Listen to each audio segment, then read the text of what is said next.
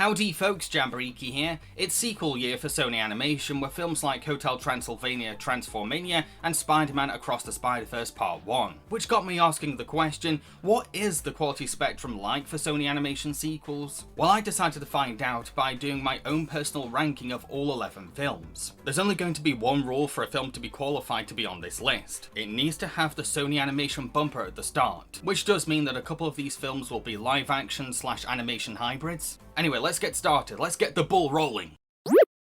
Surf's Up 2 Wave Mania. Since the events of the last Surf's Up movie, Cody has become a surfing teacher for kids and wishes for fortune and fame instead. Luckily for him, Cody's childhood heroes, a team of famous extreme surfers called the Hang Five, arrive on Cody's island. The Hang Five's leader, Mr. McMahon, announces that he's going to retire, so the Hang Five invite a bunch of local surfers to join them on their next adventure to test who is best qualified to be the new 5th member. Cody is eager to prove himself, so much so that he becomes obsessed with winning, but he has to compete with Tank the Bully. Look, I know that I should keep my cool in this video because I want to be a mature critic, but Surf's Up 2 makes me so angry that I want to yell into my microphone until it explodes. The film is a crossover between Sony Animation and WWE, hence why all the characters are based on and voiced by famous wrestlers. While there's no harm in that premise, because kids love entertainment wrestling, I can't say that this crossover aspect does the movie any favours. It's quite clear that the film is prioritising advertising the WWE brand and its stars, over telling a good original story,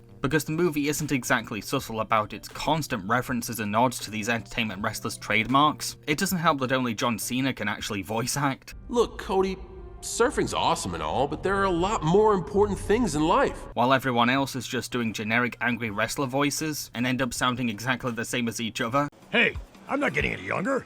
It's time for me to settle down. What does that mean? We're gonna be the Hang Four from now on? The only exception being Paige, but she just sounds like she's reading off the prompter for a WWE event promo. Look, I'm a diva, I'll admit it, but I'm a power diva.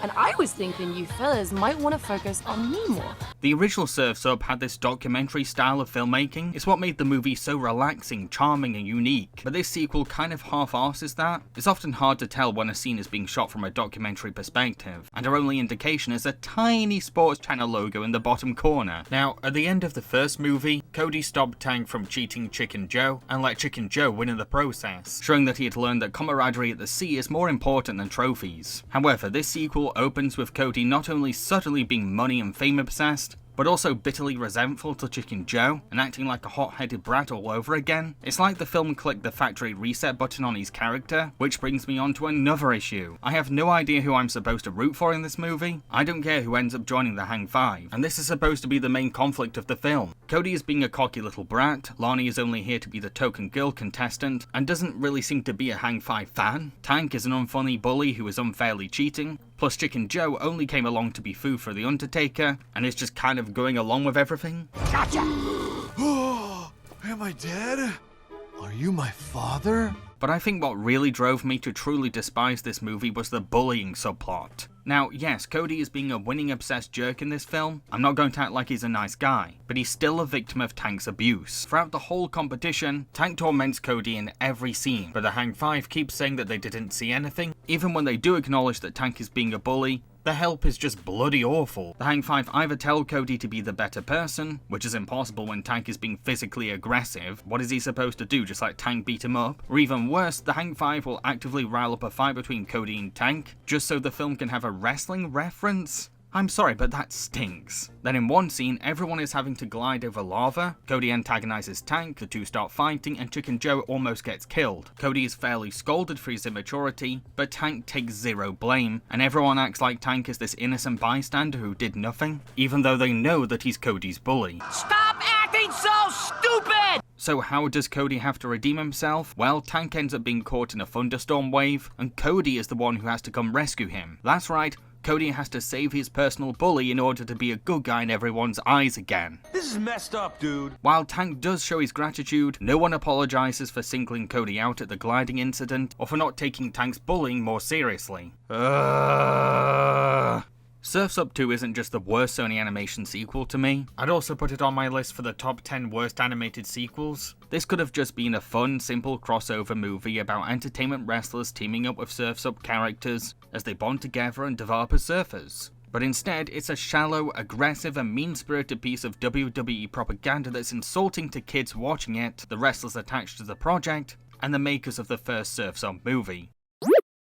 The Smurfs 2. Long ago, the evil wizard Gargamel created an evil Smurf called Smurfette, who caused mayhem and trouble in Smurf Village, so Papa Smurf created a powerful blue magic potion to turn Smurfette into a good girl. It's Smurfette's birthday, and all the Smurfs are planning a surprise party for her, but Smurfette mistakes the hush-hush atmosphere for everyone forgetting her birthday. Meanwhile, Gargamel has become a famous magician in France, and everyone now recognises him as a celebrity. However, he's running out of blue magic, the very thing that helps him pull off stage illusions and feed his little minions, the Naughties, Vexy and Hackers. So Gargamel opens up a portal to Smurf Village, and Vexy kidnaps Smurfette. Gargamel then interrogates Smurfette into confessing the ingredients to Papa Smurf's blue magic, but Smurfette refuses. Gargamel resorts to making Smurfette feel like she's part of a family, as Hackers and Vexy show her a fun time in the human world, so that she will eventually feel relaxed enough to reveal the blue magic secrets. Back in Smurf Village, Papa Smurf gathers a team of Smurfs, and they all venture to the Winslow family home, where we reunite with Patrick and Gracie, plus meet their son Blue and Patrick's stepdad Victor. The Winslows and the Smurfs must team up to stop Gargamel and rescue Smurfette from his clutches. Smurfs 2 isn't that different to the first movie, because it has the exact same problem of the Smurfs having creepy Uncanny Valley designs and one-dimensional personalities. Hey, Brainy, here's my present for Smurfette's surprise party. Come on, Jokey. Did you really think that I, the smartest Smurf in the village, would fall for your sophomore gag? Yup. Just give me the card. But at least we get to see Hank Azaria reprising his brilliant and spot-on performance as Gargamel. The great Iron Spire. The only possible way to harness enough energy to create a portal right into the heart of Smurf Village. Oh, how I love portal creation. Come, let us away! As for Smurfette becoming a villain, well, I appreciate the movie's attempt to make the token girl Smurf have some edge, but it's a pretty rushed turn to the dark side, and she doesn't actually change that much. Yeah, I wasn't exactly expecting a realistic take on Stockholm Syndrome or anything, but I find it very hard to buy that she's let one bad birthday motivate her to return to her evil roots. I actually prefer Vexy's character because there's more to sympathise with. She was born into an unloving evil family, is dependent on her cruel abusive father's source of magic to stay alive, and is desperate to please the dad who never shows her affection. It's Smurfette's kindness that makes Vexy realise the warmth of real family love. Oh! Ah! What are you doing? I'm just hugging you. Haven't you ever been hugged? Vexy. Oh. Yes, Hackers is in the same sort of boat, but he's just relegated to being the dumb comic relief naughty. Aw. Poor baby's gonna cry. Hello, pretty lady. Hacker's pretty too. What makes me really rank this movie so low though, is the way it handles the subplot of Patrick and Victor's step-family issues. Look, I'm all for a movie that's about how family isn't always blood-related, but Smurfs 2 completely fails at pulling off such a lesson. The movie constantly pressures Patrick to become closer to his stepdad, never letting him set his own boundaries or have the freedom to decide who he sees as his family. There's nothing like the embraces of two proud Doyle men. I am not a Doyle man. Little Paddy Doyle. Winslow. Okay, compromise, Winslow. Doyle. Even though Victor shows a lot of red flags at Blue's birthday party, from triggering a child's peanut allergy and showing no remorse for his actions. Johnny can breathe again, which makes two of us since both of his parents are lawyers. Well, that's why they overreacted. They didn't overreact. He's dying! To forcing Patrick to let him hug him, which disrespects Patrick's consent. And now, I've saved the biggest hug for last. Boundaries, please. Boundaries. I didn't have I don't like this at all! Yes, Victor is very willing to be helpful in the Smurfette rescue mission, but he's too eager to help, and his recklessness leads to him being transformed into a duck. How dare you! Alaka! Duck! Duck, huh? Victor might be well-meaning, but he just keeps creating more obstacles for Patrick and proves himself to be useless. We find out that Patrick doesn't like Victor because he blames him for his childhood pet parrot being taken away due to Victor having a bird allergy. Victor then confesses that the parrot was given away because Patrick was the one with the bird allergy. Victor claims that he did this so that Patrick wouldn't resent himself, because apparently, as a boy, Patrick already blamed himself for his biological dad leaving, and Victor didn't want to make things worse. Victor didn't make some noble sacrifice, and it's messed up that the film frames his fabricated lie as sweet. Patrick spent his whole life not knowing that he had a medical condition, just so his stepdad could play hero, but it just made Patrick confused why he sometimes has hypersensitive reactions, and gave him a mean grudge against his stepdad's allergy, which was pretend. Oh, and once Patrick decides to let Victor rejoin the Smurfette rescue mission, suddenly Victor is competent and smart, just so the movie can be like, see Patrick, your stepdad is helpful, you were so mean to judge him before. Like Victor hasn't proven himself to be a total idiot throughout the whole movie. What? It's a security card for the elevator. I have the security card. What is this? This is our room key.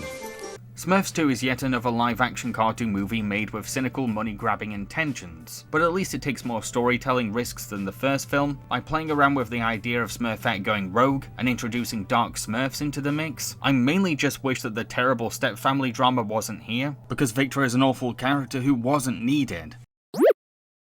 Hotel Transylvania Transformania. It's the 125th anniversary of Hotel Transylvania. At the celebration party, Drac plans to announce his retirement and that the hotel will be handed to Johnny and Mavis. Mavis finds this news out before Drac is about to go on stage, and she tells Johnny to pretend that he doesn't know yet. However, Johnny gets overexcited and explodes with gratitude to Drac.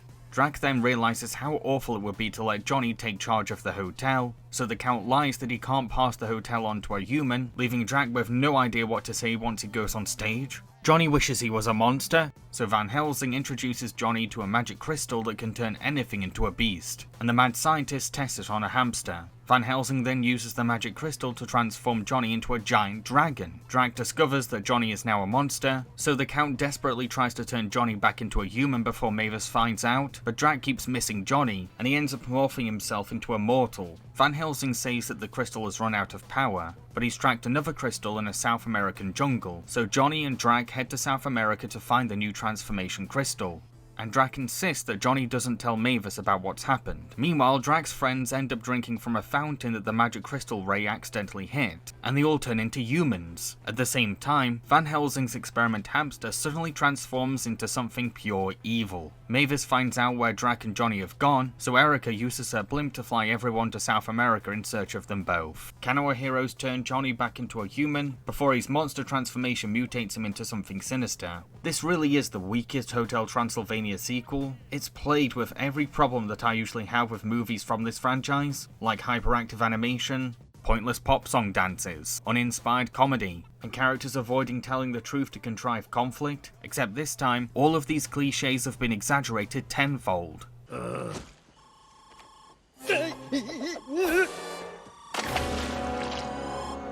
Transformania also uses Johnny to have a be yourself message, but ends up saying ignore people's flaws and only focus on their positives, or you're a cranky person. Look, there's lovingly embracing someone for who they are, and then there's acting like people can't break out of bad habits. Johnny might be a friendly guy, but he has some negative behavior patterns, like he downplays serious situations, lacks self-control, and isn't very good at social tact sometimes. Yet the film acts like Drac is a bad person for being irritated by Johnny's problematic habits, and pressures the Count to immediately forgive Johnny, no matter how much harm or stress Johnny causes. What? Hold still, Drac! I got him! Johnny, wait! Now, yes, Drac should have expressed his fears about handing the hotel over to Johnny, instead of lying his way out. And sure, it's wrong of Drac to keep trying to change Johnny's identity, but Johnny isn't some guilt-free bystander, because Johnny's overexcitement caused Drac to panic on stage, and it was Johnny's reckless decision to turn into a monster that escalated everything. Sure, Johnny says that he cares about Drac and his legacy, yet he contradicts that intention right from the beginning. It's gonna be the ultimate Johnny takeover! Drac also had every right to be apprehensive about Johnny taking over his hotel, because Johnny isn't exactly the most mature adult, and he's someone who likes to go overboard with his ideas, which the movie itself blatantly proves when Johnny hosts the 125th anniversary party. Things get really dangerous. Fire! Oh, that That's not good. But Mavis is like, oh no, he's just being quirky. The adventure that Johnny and Drac go on is duller than an empty coffin as well, because it's just a straightforward point A to point B journey with the same jokes of, oh, Drac is a human now and is finding everything harder, and Johnny is so positive that he doesn't acknowledge how bad things are, all the way through. Being a monster is super weird. Yeah. But being a human is the worst. It's a quest for a magic crystal in a wild jungle, and yet it's totally boring. How is that even possible? Lastly, Drac's friends turning into humans loses its novelty really fast. Once you've seen these characters as humans, you've seen everything, the gimmick is over. For the rest of the film, these guys just do the same gag every scene. Frank vainly admires his new appearance, Wayne avoids being a were-dad, Murray is so old that he keeps falling asleep, Griffin is either naked or wearing clothes that don't fit, and Blobby is a static piece of jelly. There's no variations on these jokes, none at all. I just gave away the punchline for every single one. To conclude, this fourth Hotel Transylvania movie is supposed to be the last film in the series, yet it all ends with a whimper, and it's a slog to sit through it all. The only praise I can give it goes to YouTube impressionist Brian Hull, who did a fantastic job taking over Adam Sandler as the voice of Drac, and I hope he gets more voice work after this film. I guess it's always been hard for me to see the positive side of things. You know, raising a daughter on your own for so long, you're constantly worried. I honestly don't think that the film could have been improved as it is, because most of the problems are rooted in Johnny's immature mistakes right from the start. The only way this movie could have been a better film is if it started from scratch and Johnny had a smaller role in the transformation premise. Goosebumps 2 Haunted Halloween. Sarah is a teenage girl trying to write an essay for a college submission, but she's struggling with writer's block. Meanwhile, her brother Sonny and his best friend Sam have started a junk collecting business. When the boys visit a client's abandoned house, they find Slappy the dummy and end up bringing him back to life. Slappy tries to fit into Sarah and Sonny's family by doing personal favors for them, but his antics become very violent and dangerous. So after being rejected, Slappy brings a bunch of Halloween costumes to life and kidnaps Sonny and Sarah's mum, all in a bid to create his own twisted spooky family. Sonny, Sam and Sarah must use R.L. Stine's original Haunted Halloween manuscript to send these monsters back to the world of fiction, and stop Slappy's reign of terror. I already found the first Goosebumps movie to be convoluted, uninspired and full of problematic things, with Jack Black's R.L. Stine and Slappy's campy villainy being the only saving graces. The sequel, well, it's not as annoying as the original, but it is very boring and forgettable. Don't get me wrong, the first half is kind of interesting, as Slappy tries to take over this family and be the protective brother that nobody asked for. Slappy plays this creepy domestic predator sort of role, as he convinces himself that he has a new happy family after feeling abandoned by Stine. We've got a problem. Yeah, I have never seen your mom that mad. I'm talking about the psycho dummy on our couch. Did somebody call a family meeting without me? However, once that scheme fails, Slappy just goes back to basics, and rehashes the same premise as the first movie, bringing monsters to life and using them to take over the town. I guess the Halloween spin does change things up a bit though, because the movie gets to introduce new October-themed creatures, and some of these monsters do have fun designs. Those are some awesome costumes. I also found all the child characters to be tediously dull. They're not obnoxious or unlikable, and the young actors playing them are very talented for their ages. But all three of them are very flatly written, and it doesn't surprise me that I forgot who any of these kids were since I last saw the film. I think they needed to be fleshed out beyond a boy who likes Nikola Tesla, the token black best friend, and the teenage girl trying to get into college. The film really could have leaned more into Sonny's science nerdiness, Sam's interest in making money, and Sarah's passion for writing, because their one defining traits don't play that much into their personalities. Now, like I said, R.L. Stine and Slappy were the best parts of the first movie to me, but I sadly can't say the same for the sequel. Slappy is very much phoning it in this time, because he's just doing the same shtick all over again but with less enthusiasm. That sense of anarchy that we saw in the first film isn't really here in this tired sequel, leaving voice actor Mick Wingert and the puppeteers with very little to do. It's just you and me now, Slappy. Can't hear you! I'm too far ahead of you! As for Jack Black, well, he clearly shot all of his scenes under a day or two, because he only appears for a very pointless extended cameo, and the film doesn't really take advantage of him. He's just kind of there. That clever little dummy's writing his own ending. Not in my book, he's not. Oh no. All in all, Goosebumps 2 isn't as painful to watch as some of the other Sony Animation sequels, but dang is it easy to forget it exists after you watch it. It's possibly the most unnecessary Sony Animation sequel to date.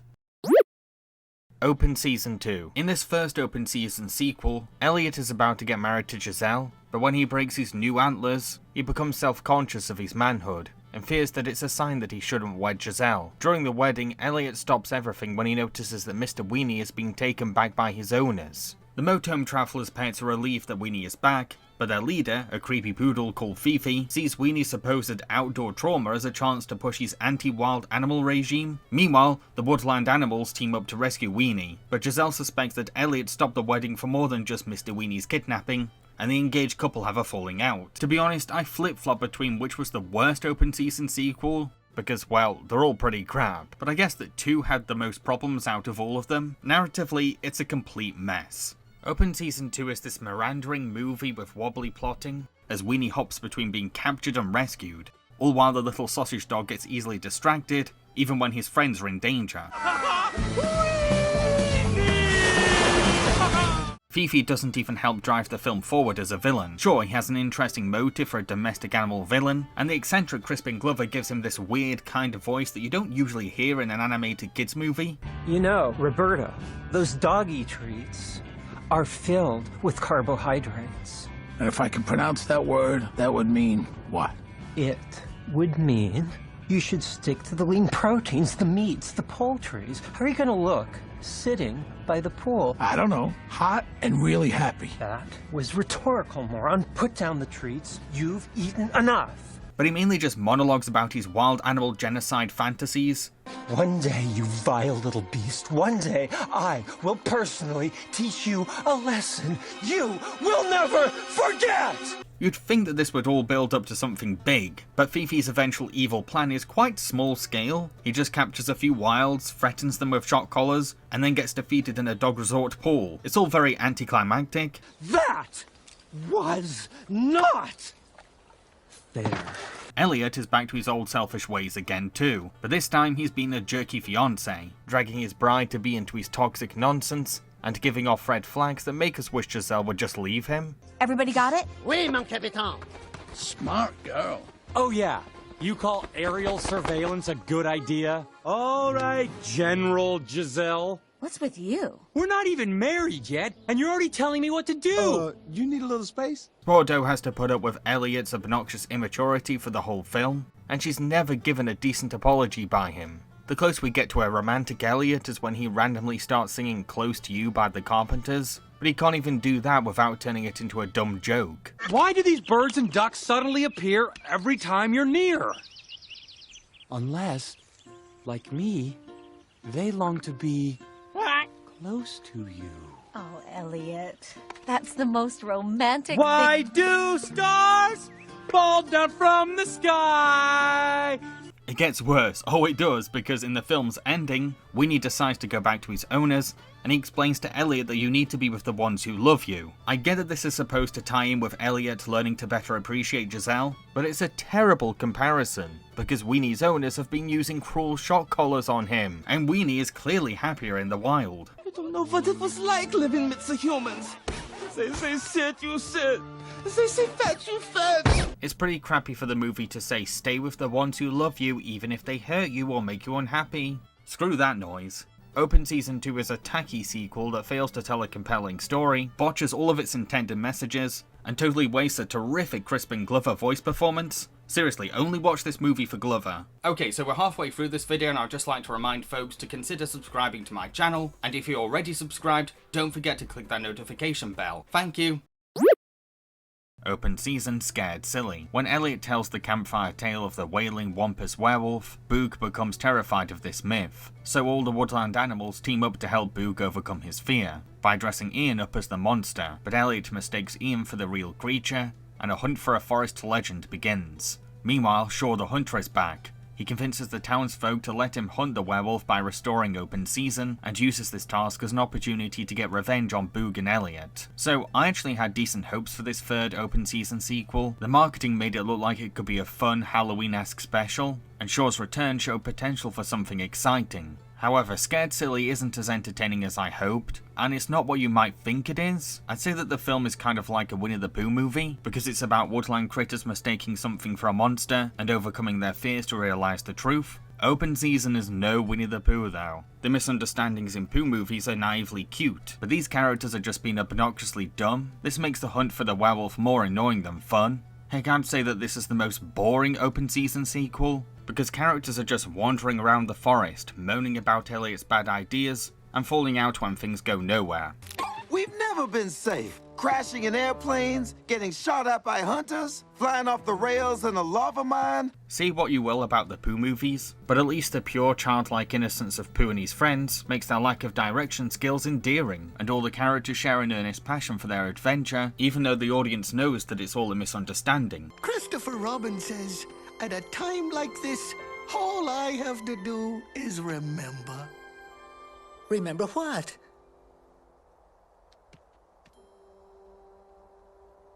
I forget. The film has such a hard time scraping for material that Elliot resorts to accusing Mr. Weenie as the werewolf, and we end up with this dragged out subplot in which Weenie believes he's actually a werewolf, with the one joke being that he's not really a werewolf. Do your senses betray you? Do you not see my vicious claws?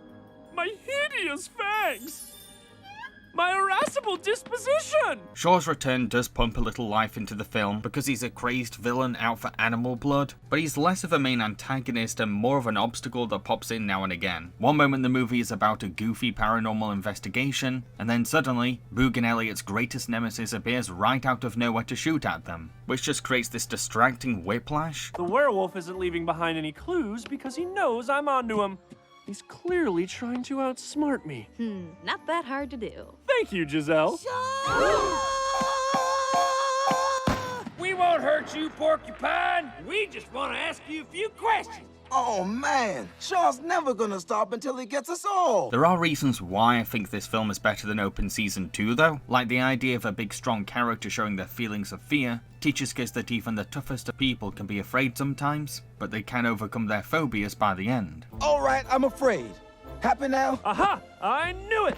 Scared Silly got some good laughs out of me too, and it was the only Open Season sequel that did that. Sure, most of the jokes in this movie are pretty unfunny. I mean, we get a painfully long scene of Elliot eating squirrel poop that drags on for ages, but there are a few gags that made me chuckle.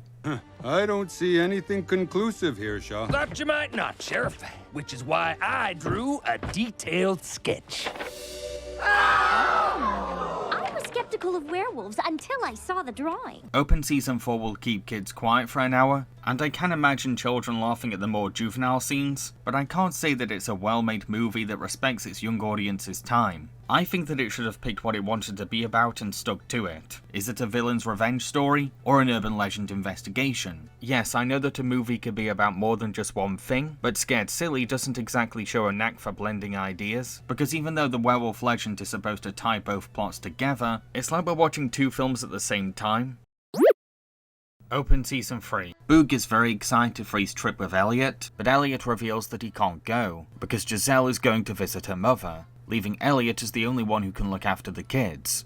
Elliot was supposed to tell Boog about the change of plan, which leaves Boog feeling betrayed. So Boog goes in search of new friends, only to find a circus where bears are the main stars. Boog then meets a bear called Doug who happens to look just like him.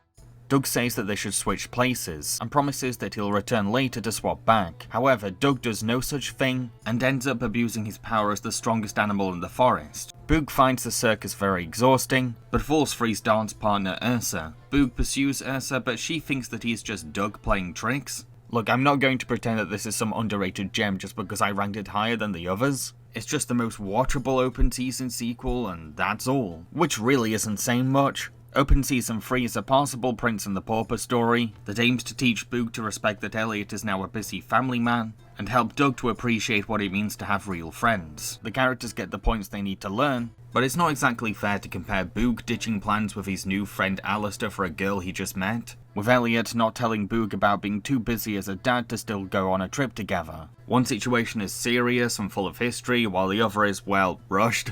One thing I did like about this film is that, despite being a life swap story, the movie doesn't fall into the usual cliches you'd expect. Like, the film isn't about Boog trying to keep up a liar's act and his lies creating more and more hijinks. He genuinely wants to convince Ursa that he's not Doug, so that he can be himself around her. While Doug kind of half-asses his Boog act, because he's more focused on exploiting the benefits of scaring small animals into doing his bidding.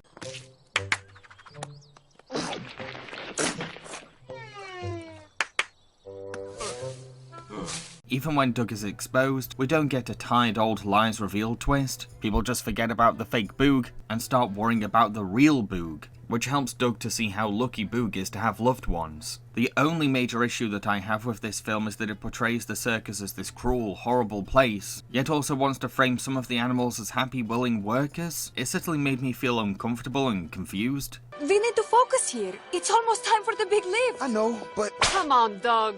Please don't make this difficult. Open Season 3 is only this high on my list because it's the least flawed and annoying open season sequel. I didn't love it, but I also didn't hate it. I could take or leave it. Cloudy with a Chance of Meatballs 2.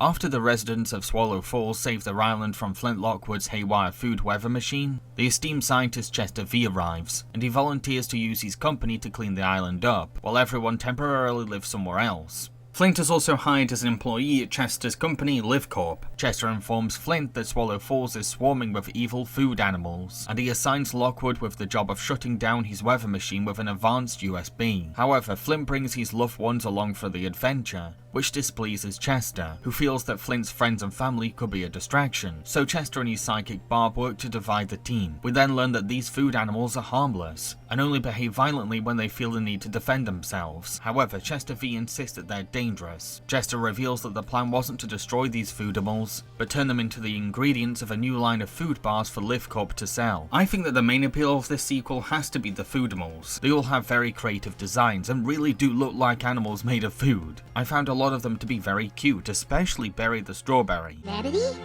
Right. Berry. You, Berry. Babbity. And I'm Sam Sparks. Right. All of these creatures' names are basically food puns. These puns are funny at first, but they lose their novelty halfway through the movie, because the film drives every pun into the ground. There's a leak in the boat! Although kids will never tire of these play on words, because it's their kind of humour.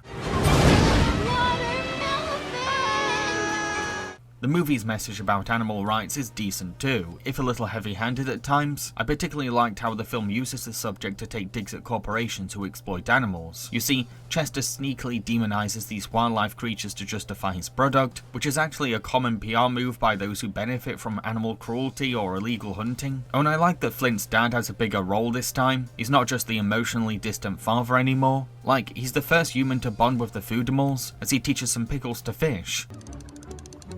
Yeah, good, huh? It's called fishing.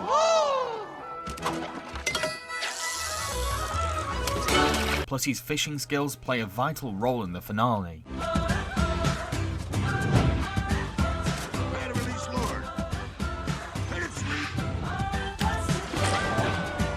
I'm afraid that's where my compliments stop though, because I wasn't a fan of most of the other aspects of the film. For example, it's not as funny as the first movie, not by a long shot. It's not the rapid joke machine that its predecessor was, and I don't remember any jokes getting big laughs out of me. All I remember are food puns. If we all work together, this should be easy as pie. The animation is even more hyperactive than the first films too, and the original already had pretty fast-paced, crazy animation. The pickles are especially giddy. They're like toddlers who have eaten every cookie in the jar. I also have no idea what to make of Chester's super stretchy and floaty animation. His animation is certainly hypnotic and stylistic, but I won't lie that his constant movement could be nauseating to watch too. You know, I have devoted my life to inventing the future, but every dream has a beginning. I still remember my first invention. The humble food bar. I do like how the film utilizes Chester's holographic doubles though, because these digital clones both play into his character's huge sense of ego and serve as a clever way for him to outwit the heroes. Give me that controller!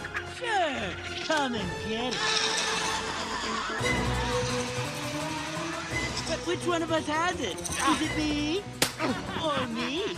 Oh! Oh, and Chester's manipulation of Flint isn't that engrossing, because Chester is Flint's childhood hero, so of course our villain can easily seduce Lockwood. The barriers are already down. Chester is going wild with psychological tactics, but Flint is already low-hanging fruit, and this takes away a lot of potential tension. You mean Brent? Sure, he used to be a bully, but he's my friend now. Friend? A bully can never be a friend.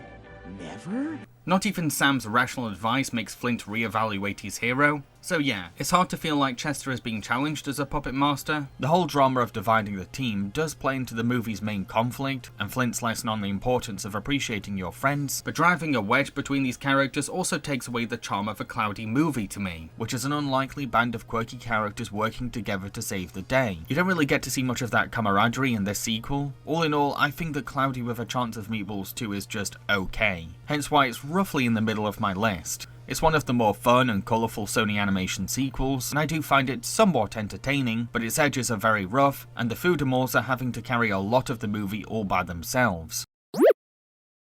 Hotel Transylvania 3. When Drac hosts a wedding at his hotel, he's reminded that he feels very alone since his wife died. So Drac tries out an online dating app, but is caught by Mavis, and he covers for himself by saying that he's stressed about work. So Mavis takes Drac's family and friends on a luxury cruise line for monsters, where Drac meets the beautiful Captain Erica, and zings for the first time in ages. However, it turns out that Erica is the great-granddaughter of Drac's old nemesis, a monster hunter called Van Helsing, who has convinced Erica that monsters are evil and all need to be destroyed. However, Erica suddenly develops feelings for the Count, and she doesn't know what to do with them. The cruise ship is heading to Atlantis, where Van Helsing will perform an ancient song to hypnotize the Kraken into killing all the monsters. It's up to Johnny to fight back with uplifting music. While I wouldn't say that this is the best Hotel Transylvania sequel, I still kinda like it for what it is, simply because it has a lot of tropes and aesthetics that I personally like. I mean, it's about a family bonding on the sea together, with a romantic subplot that makes Drac all adorably shy. This is honestly my kind of thing. A nautical, laid-back rom-com full of cute moments. Heck, as a slice of life fan, I really liked just watching these monsters doing mundane vacation things. I find this stuff relaxing and charming. Okay, here you go.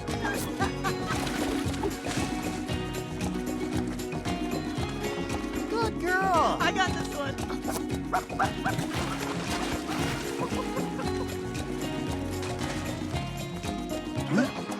I also kind of like the theme of breaking a toxic legacy, how raising a child to share your hate and finish your personal vendetta is wrong. Quite like the relationship between Zira and Kovu in Lion King 2, we finally live in a world where humans and monsters don't just get along, but also find love together. Yet Van Helsing, even centuries later, is still obsessed with defeating all monsters, as he trains his granddaughter to be his sidekick, all while Erica herself struggles with these new confusing feelings about Drac. Even though Erica has been brainwashed into being a monster-killing machine, she falls for Drac's love for his family and sensitive nature, so we get to see her conflict between a sudden new attraction and a desire to annihilate, making her one of the more tragic and complicated villains in this franchise. There's just something about him that just drives me crazy. I see him and I want to... Punching? I guess. I can't wait to get this over with. However, while I do find this film to be an entertaining watch, I will admit that, like most Hotel Transylvania movies, it does often get carried away with itself. The visual gags can become lost in their own excessive energy, because the animation has a habit of mistaking frantic movement for instant laughs, making the comedy kind of annoying at times. Erica loves the Drac. She can't get enough of the Drac. Oh yeah, Drac is back. He's got the zing. And remember when I said that the Hotel Transylvania films have a habit of filling time with pop song dancing? Well, oh boy, this film's whole finale is just that. Johnny's DJ battle with Van Helsing is just an excuse for the movie to make characters goofily dance to recognizable pop songs, with the one joke being, "Hey audience, you know this song, don't you? You've heard this before?" And it keeps going and going and going and going and going and going. Just stop, please, just stop. When will this nightmare end? I mean, there was nothing stopping these characters from coming up with their own original, upbeat, happy musical number and choreography to counter Van Helsing's evil tune. Hotel Transylvania 3 doesn't escape all of the cliches that the franchise frequently suffers from, but I have a soft spot for it, because I'm a sucker for a lot of the tropes it's going for and the overall nautical aesthetic. Hotel Transylvania 2. Mavis and Johnny now have a little boy called Dennis, who hasn't grown any fangs yet, which means that he might be a human, and Mavis doesn't think that it's safe to raise a human child in Hotel Transylvania. Mavis decides to check out Johnny's hometown to see if it's suitable for Dennis to live in, which frightens Drag because he doesn't want his family to move far away. Luckily for the Count, Johnny doesn't want to leave Hotel Transylvania, so when Johnny and Mavis leave for the suburbs, Drag volunteers to look after Dennis while they're away, so that he can secretly train Dennis to become a vampire and take him to a camp for monster kids. All while Johnny agrees to convince Mavis that human society sucks. Dennis's birthday is also coming up, and Mavis has invited Drag's old-fashioned human-hating dad Vlad, which could spell trouble, especially when Vlad ends up bringing his evil bat minions along. I've always been lukewarm about this movie, but after rewatching it for this video, I've actually come to better appreciate it. I like how Drag's road trip adventure with Dennis can be seen as an exploration of toxic male parenting, because these men are pressuring Dennis to be scary, and get embarrassed when he shows a sensitive or cute side. You know, acts like a boy his age. No cake, keep us cake, he says. Too much cake makes tummy ache. Yay! A monster always shares. Wow. We may need more than a week. The whole story is kind of like the monster equivalent of when a closed-minded father forces their son to go hunting, under the naive assumption that it'll make them more masculine and help them to grow into men faster. Come on, Bart, be a sport and kill Blitzen, okay? Dad? Oh, criminy, here come the waterworks. The movie is also a commentary on how society has moved on from dangerous traditions, and now focuses on keeping kids happy and safe. All while older generations sneer at these compassionate changes, even though such progression is in their children's best interest. Great job, vampires. Give yourselves a hug.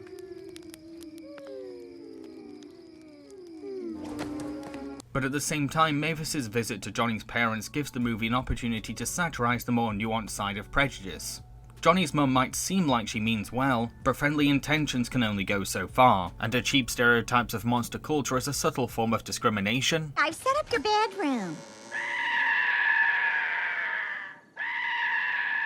It's just like Transylvania. I quite respect this children's film for acknowledging how bigotry can sometimes be quiet, because I do think it's valuable for kids to learn that prejudice isn't always on the nose or direct. Sometimes it's just passive-aggressive language.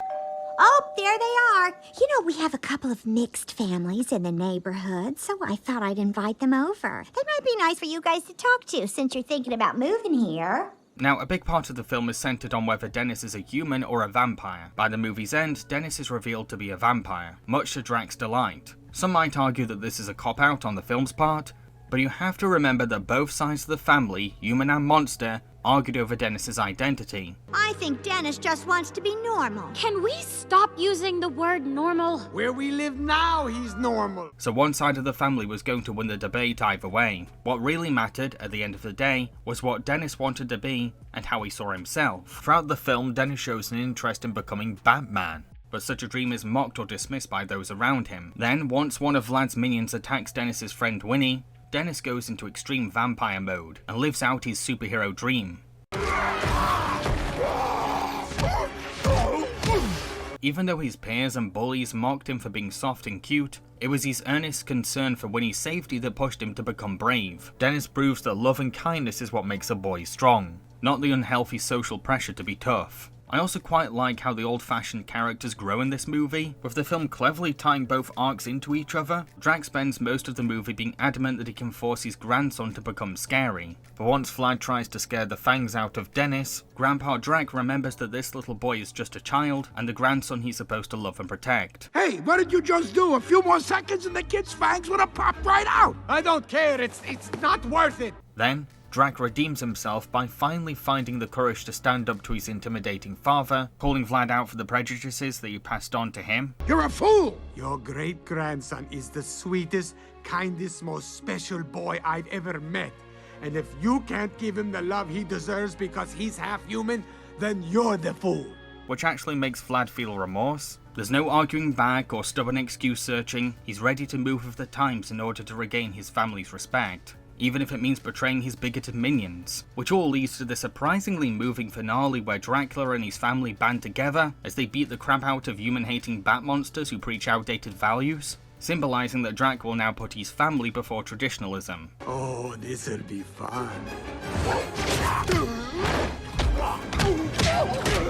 I'm not gonna act like this film is without its faults though. It's still a Hotel Transylvania movie, so there's some pointless cringe moments that the movie could have done without. Oh, and it does annoy me how Johnny, who tried to manipulate his wife into hating the suburbs and let Drac put his son in danger just so that he didn't have to leave his dream home, never apologizes to his family or learns a lesson from his mistakes. However, this is the Hotel Transylvania movie with the least imperfections to me, and the one that manages to carry its themes and ideas the most successfully. Maybe I'm giving it too much credit. Perhaps I'm being too nice. But I can't help but think that I've been too harsh on this movie in the past. The Angry Birds Movie 2. Red is enjoying the glory of being the respected protector of Bird Island, but when the pigs propose a truce to the birds, Red starts to fear that everyone will forget he exists. Leonard, king of the pigs, explains his truce to Red, saying that he's found a third island, Eagle Island, which is run by the cruel Zeta, who wants to make the pig and bird islands into her own personal resorts. Red must gather a team of birds and pigs together, each with a distinct skill to bring to the table, in order to break into Eagle Island and stop Zeta from launching her ultimate weapon. I was pleasantly shocked by how the sequel managed to not only surpass its original, but also stand on its own feet as one of Sony Animation's better films. To begin with, it's really funny. Like, this film makes me laugh so much that my head rushes and my sides split. Yeah, the sense of humour is super dumb, but the execution is really smart. Oh. You can do this, Mom. Just take him out. Just take him out! Thanks for taking us out, man! Sure, not every joke is a banger. There's some tumbleweed moments, but there's always a solid gag after a bad one. Look at this. What's up? It says everything's normal.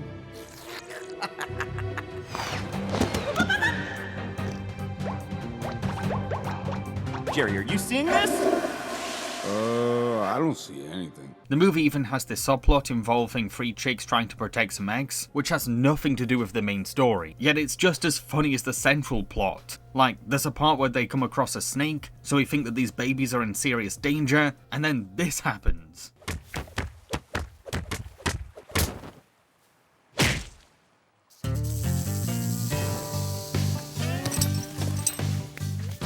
But this isn't just a silly comedy, it does try to have some emotional depth behind the humour. You see, the film is mainly about the relatable fear of loneliness and rejection, how abandonment issues can cause someone to be irrationally controlling and insecurely defensive. When we're scared, we're thrown into this gravy of emotions, and our instinct is to create some sense of stability, even at the cost of losing what we want to protect. Red is desperate to be the centre of attention, yet is always on the edge about his friends leaving him, and Bird Island citizens no longer respecting him, hence why he's so adamant to be in charge, then he can be depended on no matter what, right? Quite the opposite actually, because his constant clinging to power and ego just makes him difficult and immature. Well, they didn't see us. This isn't an us thing, Silver. I've got this covered. Go away. This wonderfully juxtaposes with Zeta, a tyrant who has let a breakup turn her into this selfish control freak with no empathy for those she abuses, crushes, and pushes out of the way. I am putting myself first, because you know what? I worked hard for it, and I deserve it. To avoid becoming like Zeta, Ren must learn to trust his team to stay by him, stop assuming that he needs to be superior to everyone to be respected, recognize that leadership isn't just about power, and realize that his friends deserve just as much credit as him. This is the real hero, right here. Silver is the one who came up with the plan to stop the super weapon, and ultimately saved all our lives. It's easy for the audience to resonate with Red's arc, because we can all let our greatest fears bring out the worst in ourselves sometimes. But that doesn't mean that we can't grow and learn. I'm not going to overhype this film too much though, because it does have its awkward moments, and not everything works. For example, while Zeta is a fun diva villain, I really don't like how she gets a happy ending, and no well-deserved comeuppance. She's a colonial tyrant who abused her employees, and put lives in serious danger, yet the film acts like her fascism was a silly mistake. Despite that, The Angry Birds Movie 2 is easily my #1 pick. I'll always see this film as an animated miracle, because it was a sequel to a critically panned mediocre movie, based on a mobile phone video game that was losing popularity at this point, yet managed to be this funny and sincere adventure comedy that surprised everyone by how good it was. Okay, so those are my rankings. I do think that the bad and average sequels outnumber the good ones, and the good ones aren't even that great, but I want to look at this with a positive spin. Spider-Man Across the Spider-Verse Part 1 comes out this year, and it has so much potential to completely change the game for Sony Animation Sequels. So, which is your favourite Sony Animation sequel? Let everyone know in the comments section below, and don't forget to click that like button. I've been Jambareeqi. Cheerio, folks.